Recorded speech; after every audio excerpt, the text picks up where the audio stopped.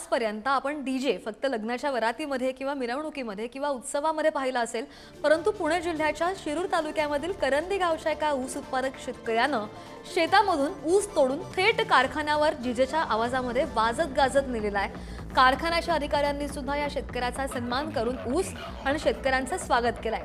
करंदी गावचे शेतकरी दत्तात्रय सोनवणे यांनी एकूण 400 टन ऊस उत्पादित केलाय आणि शेवटचा ट्रॅक्टर भरून ऊस नेताना सोनवणे यांनी चक्क डीजे लावून कारखान्यापर्यंत वाजत गाजत नेला। त्यामुळे तालुक्यामध्ये या ऊस उत्पादक शेतकऱ्याची चांगलीच चर्चा रंगली आहे। कारखान्याचा गाळप हंगामाचा शेवटचा दिवस आणि शेवटचा ट्रॅक्टर भरून सोनवणे यांनी कारखान्यावर हा ऊस नेला आणि ऊस उत्पादक शेतकऱ्यांना हा आनंद उत्सव साजरा केल्यानं कारखान्याच्या अधिकाऱ्यांनी सुद्धा त्याचं कौतुक केलंय।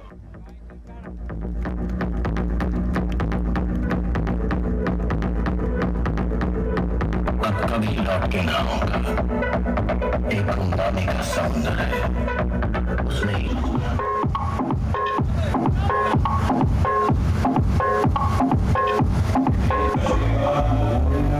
शिवाय ओम नमः शिवाय हर हर बोले